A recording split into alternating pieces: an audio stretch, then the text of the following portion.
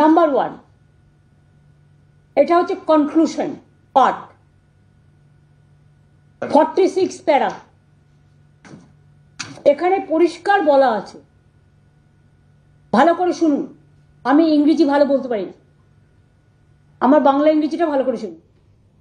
As such, the appointments of these candidates are cancelled. However, please mark this point. However, candidates who are already employed,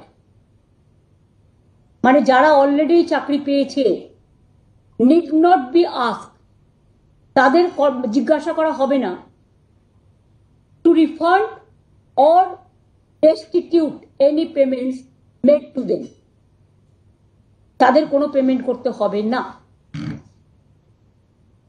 Am I clear?